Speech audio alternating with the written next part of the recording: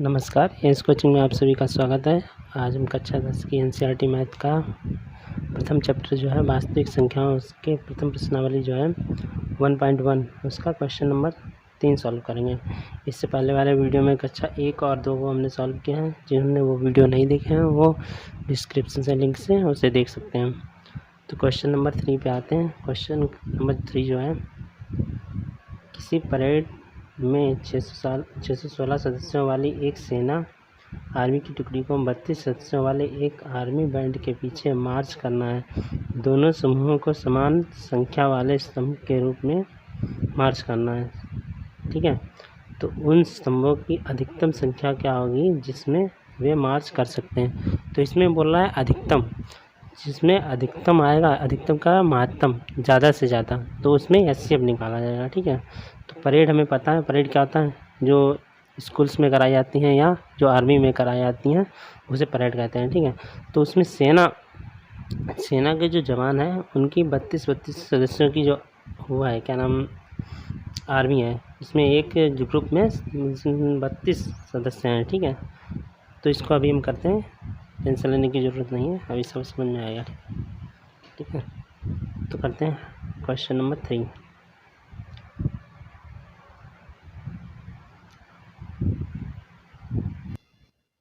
तो इसमें हम इस प्रकार से मान लेते हैं, इस प्रकार से कोई है, ये कोई लाइन्स हैं, स्तंभ है, स्तंभ ऐसे जो चलते हैं ऐसे ऐसे स्तंभ होते हैं। ठीक है, तो ये स्तंभ है, इनमें ये सदस्य हैं, इनके पीछे ये सदस्य हर लाइन में खड़े हुए हैं, और इनके पीछे एक और सदस्य है जिसमें 616, इसमें 616 इधर, मतलब 616 सदस्य हैं, और इधर कितने, 32, इन रोज़ में 32 सदस्य हैं। इसके पीछे जो ये जो स्तंभ है इसमें कितने, 616 जवान हैं इसमें।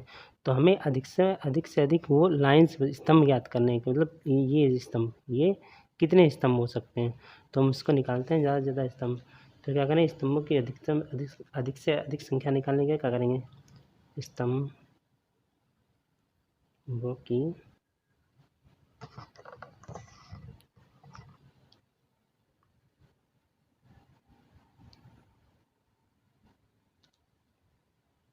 अधिकतम संख्या किससे निकालेंगे, एचसीएफ से निकालेंगे ना, एचसीएफ किससे, 616 और 32 से प्राप्त करेंगे, से प्राप्त होगी। तो इन दोनों का एचसीएफ किससे निकालेंगे, एचसीएफ निकालेंगे 616, और 32 का एचसीएफ निकालना हमें पता है, क्या लिखेंगे, अभी तक जैसे कर रहे थे, 616 इज ग्रेटर देन 32, जो बड़ा है उसकी तरफ क्या, बड़े का साइन हो जाएगा 32। अब क्या करेंगे, हमें 616 और 32 में यूक्लिड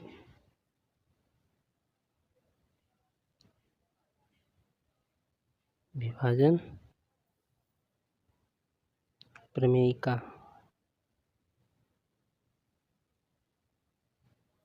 प्रयोग करना है। जैसे अभी तक हम लोग कर रहे थे यूक्लिड विभाजन का प्रयोग, वैसे करेंगे। 616 में क्या करेंगे, 32 और इसमें लगा देंगे, क्या होता है, चरण 1 चरण 2 करके, जैसे अभी तक निकाल लेते, 616 लिखो, 600 कितना लिखना है, 616 और 32 से भाग कर देना है। तो क्या करेंगे, 3 2 जा 6, 2 बार जाएगा, लेकिन 2 से करेंगे, 2 दूनी 4, 2 3 से ज़्यादा हो जाएगा, तो एक बार रखेंगे ना। ठीक है, तो आएगा 32, घटा लो, 11 में से 2 जाएंगे, 9 बचेंगे। यहाँ बचेगा कितना, यहाँ बचेगा 5 में, इसमें 2 बचेगा। ठीक है, अब बता देंगे 6 है। अब 9 का टेबल 29 में, 9 9 3 9 जा 27, 9 9 2 जा 18, 9 3 जा 27 और 1 28, घटा लेंगे, कितना बचेगा, 16 में से 8 जाएगा, 8 बचेगा, यहाँ कुछ नहीं बचेगा, यहाँ कुछ नहीं बचेगा, 8। तो जैसे लिखते हैं हम वैसे चरण लिख लेंगे। चरण फर्स्ट, चरण 1, पहले चरण में क्या है, 616 का हमने किया है, 616 ए बराबर बी क्यू प्लस आर होता है ना, a is equal to b q plus r, इसी फॉर्म में लिख लेंगे। ए बराबर कितना, तो ये कितना हो जाएगा 616 इज इक्वल टू 32 इंटू 19, ये 32 आया, ये 19 आया, ठीक है। भाजक इंटू भागफल प्लस रिमाइंडर शेषफल कितना आया, 8 आया ना, तो रिमाइंडर 8 लिख लिया।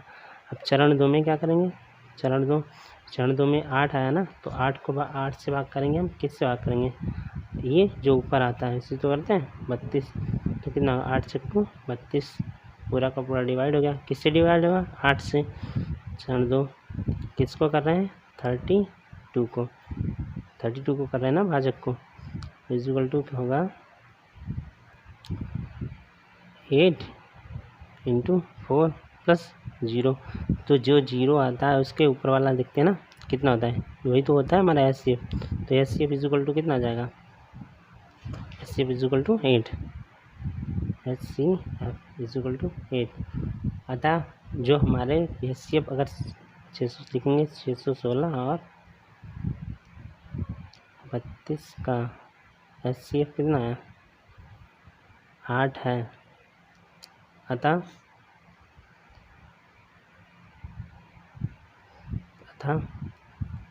स्तंभों की जो अधिकतम संख्या होगी,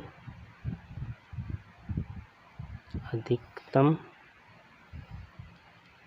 संख्या 8 होगी, कितनी होगी 8, जो अधिक से अधिक स्तंभों की संख्या होगी, मतलब जो हम कर रहे थे ये अभी ये 8 होंगी, 1 2 3 4 5 6 7 8, ठीक है।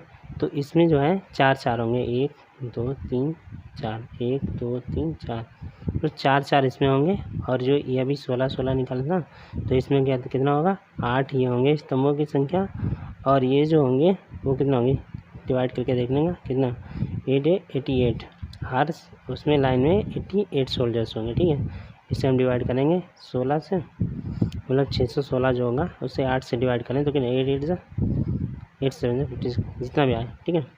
तो ये होगा 78, 56 यहाँ बचेगा 5 बचेगा 6 77, एक रो में 77 आएंगे, ठीक है।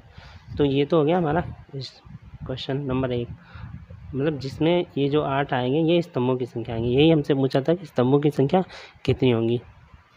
इसके बाद आते हैं हम क्वेश्चन नंबर 4 पे। 4 नंबर क्वेश्चन है, ये है बोला है यूक्लिड विभाजन प्रमेयिका का प्रयोग करके दर्शाइए कि धनात्मक पूर्णांक वर्ग किसी पूर्णांक m के लिए 3m और 3m+1 के रूप में होता है।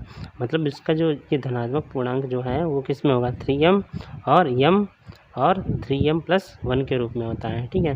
तो इसी प्रकार का हमने एक क्वेश्चन इससे पहले हमने किया था, ये क्वेश्चन नंबर 2 जो आपको याद होगा 6³+1 और 6³+2, ये क्या होता था, ये धनात्मक पूर्णांक था।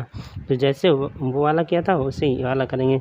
इसमें हमें दिया है, देखो यहाँ पे दिया है, मान लीजिए x कोई धनात्मक, ये संकेत में दिया है, ये आपके लिए संकेत मतलब बताएं कि जो आपको हिंट दी है कुछ किसी भी इस पर लगाने के लिए, तो इसमें बोला है x कोई धनात्मक पूर्णांक है, x धनात्मक पूर्णांक जो है वो दिया है, हमने उसमें ये माना था, कोई भी मान सकते हैं, x इसमें x माना है, हमने ये माना था, वो कोई फ़र्क नहीं पड़ता है, ठीक है।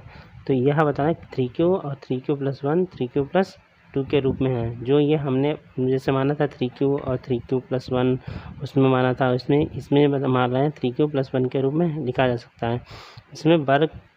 इसमें प्रत्येक का वर्ग कीजिए और दर्शाइए कि, और इसमें वर्ग करके हमें दर्शाना है कि, समझ में नहीं आया कोई टेंशन वाली बात नहीं है, अभी पूरा का पूरा समझ में आएगा, ठीक है। तो आते हैं क्वेश्चन नंबर 4 पे। 4, ठीक है ना। तो 4 को हल करने के लिए हम पहले मानेंगे क्या, माना ए कोई भी धनात्मक पूर्णांक है, कोई भी धनात्मक, उसमें धनात्मक पूर्णांक ही तो बोल रहा है, तो हम भी मान लेंगे ये कोई धनात्मक पूर्णांक है तथा भाजक भी है, तथा भाजक 3m बता रहा है ना, तो हम भाजक को मानेंगे भाजक b = 4 है, ओके। ये बात याद रखनी है आपको कि भाजक b = कितना है, a है, b = 3 है, सॉरी, ठीक है। अब हम क्या करेंगे, हम a और बी में यूक्लिड विभाजन प्रमेयिका का प्रयोग करेंगे। विभाजन प्रमेयिका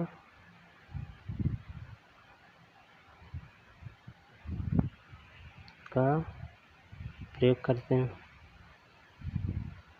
अब यूक्लिड विभाजन प्रमेयिका क्या होती है, जिन लोगों ने नहीं पढ़ा है तो वो लोग लिंक से वहाँ देख सकते हैं। ये बहुत अच्छे से हमने समझाया और सब समझ में आएगा, ठीक है। तो ये यूक्लिड विभाजन प्रमेयिका से इसे कैसे करेंगे, ये होती क्या है, a is equal to b q plus r, ठीक है। जहाँ जो आर की जो वैल्यू होती है वो होती है, वो बी से क्या होती है, बी से कम होती है। तो और जीरो से या तो जीरो के बराबर होगी या जीरो से अधिक होगी, ठीक है।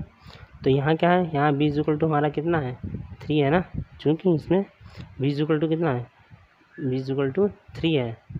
तो जो आर की जो वैल्यू होगी वो जीरो से क्या होगी, जीरो से कम होगी, ठीक है। मतलब सॉरी, जो आर की जो वैल्यू होगी 3 से कम होगी और जीरो से अधिक होगी या जीरो के बराबर होगी, ठीक है।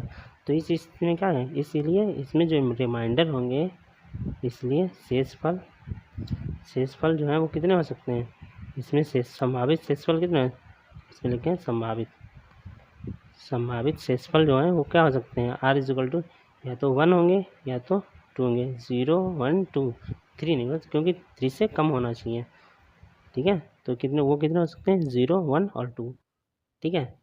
तो इसमें आर इज इक्वल टू हम सबसे पहले क्या रखेंगे, पहले 0 रखेंगे, फिर 1 रखेंगे, फिर 2, ठीक है।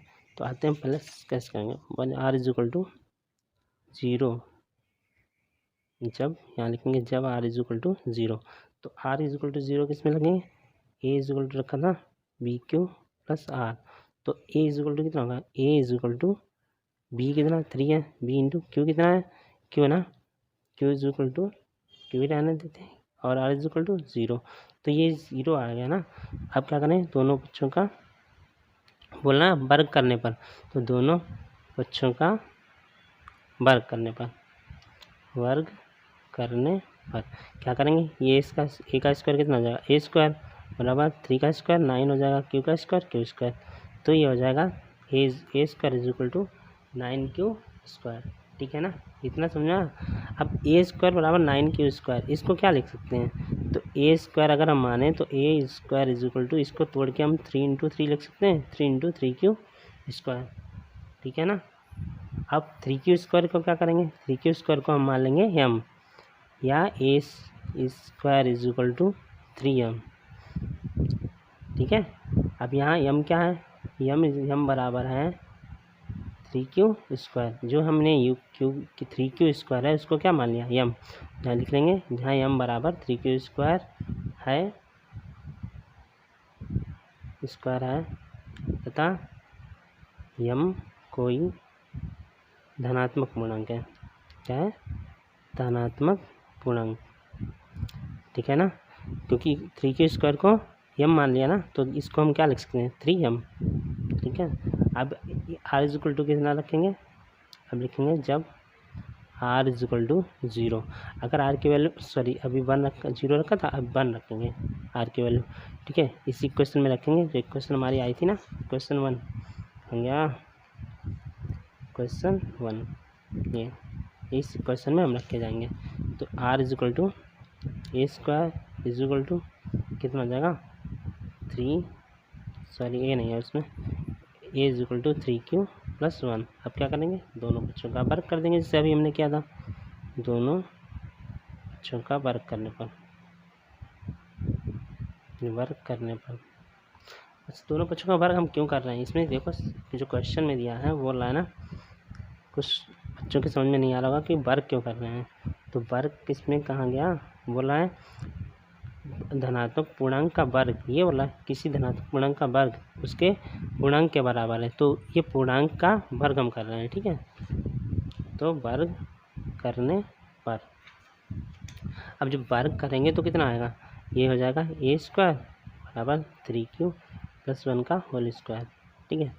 अब जिन बच्चों को a प्लस बी का होल स्क्वायर नहीं पता है वो ये ध्यान दें ज़रा, तो a प्लस बी होता है a प्लस बी का whole square, a square plus b square plus 2ab या a square plus 2ab plus b square. ठीक है, तो ए स्क्वायर बराबर क्या हो जाएगा 3q का होल ऑफ स्क्वायर प्लस 1 का whole of square plus 2 into 3q into 1 into 1। ठीक है, तो ये हो जाएगा a square plus 9q square plus 1 plus 3 two ज़ा 6q।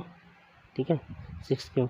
अब 6q और ये क्यू के घटती हुई घातों में इसको लिख लेंगे। ए स्क्वायर बराबर 9q square plus 6q plus 1। ठीक है ना। अब इन दोनों में जो कॉमन मिल रहा है उसको हम अलग निकाल लेंगे, तो क्या हो जाएगा a square equal to 3 common मिल रहा है ना, 3 3 ज़ा 9, 3 2 ज़ा 6, और तो क्या करेंगे 3 into 3q square plus 2q। ठीक है, प्लस 1। अब 3q प्लस 1 ये चीज़ है ना, इस चीज़ को हम यम मान लेंगे। ए स्क्वायर इक्वल टू कितना हो जाएगा 3m प्लस 1। ठीक है, तो जहाँ हम लिखेंगे, जहाँ m इक्वल टू क्या है 3q square plus 2q m equal to कितना है 3q स्क्वायर प्लस 2q, तथा m कोई धनात्मक पूर्णांक है, कोई जैसे हमने अभी ऊपर लिखा था ना वैसे ही धनात्मक पूर्णांक है। ठीक है ना। अब m इक्वल टू हमने अभी कितना रखा था, या 1 पहले 0 रखा, अभी 1 रखा, ये पहले 0 रखा था फिर उसके बाद 1 रखा। अब r इक्वल टू रखेंगे, जब r इक्वल टू जो भी रिमाइंडर आएंगे सबको प्रयोग मिलेंगे ना, तभी तो प्रूफ हो पाएगा।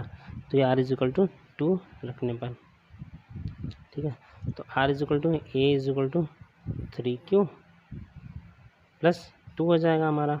ठीक है, ए इक्वल टू 3q प्लस 2।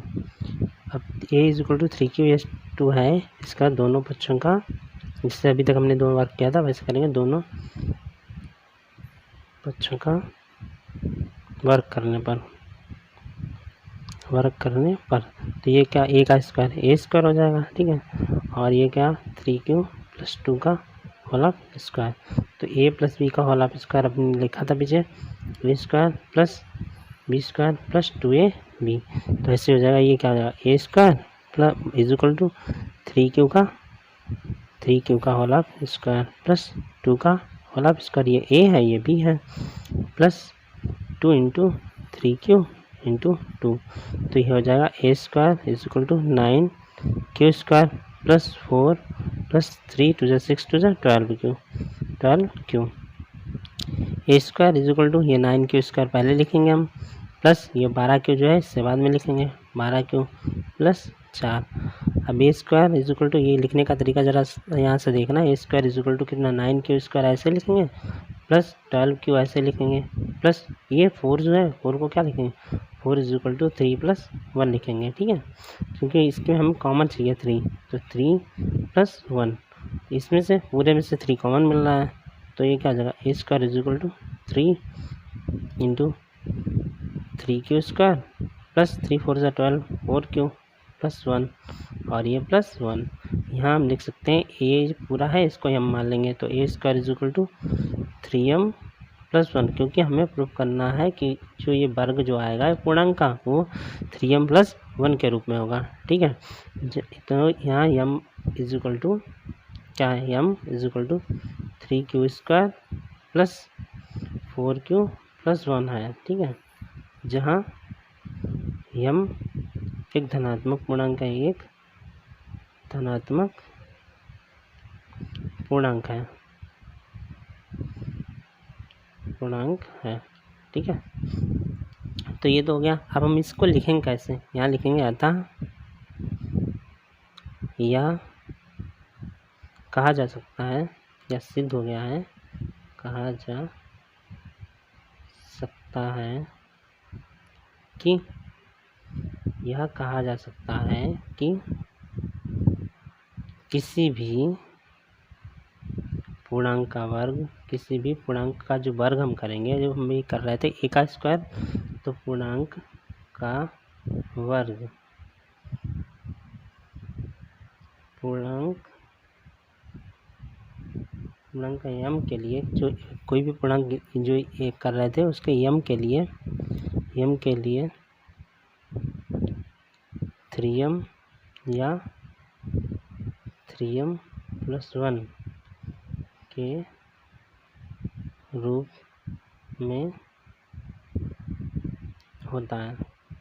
किसके रूप में होता है? 3m या 3m + 1 के रूप में होता है। तो ये लाइन हमने कहाँ से लिखी? ये लाइन जो है अभी आपके सवाल में दी गई थी, ये देखो इधर से ये बोला था ना कि जो ये है धनात्मक पूर्णांक का वर्ग, जो धनात्मक पूर्णांक का अभी हमने वर्ग निकाला था वो किसी पूर्णांक m के लिए 3m या 3m + 1 के रूप में होता है। तो यही तो लाइन हमने लिखी है, ठीक है। किसी पूर्णांक का वर्ग पूर्णांक m के लिए 3m या 3m+ के रूप में हो सकता है, ठीक है।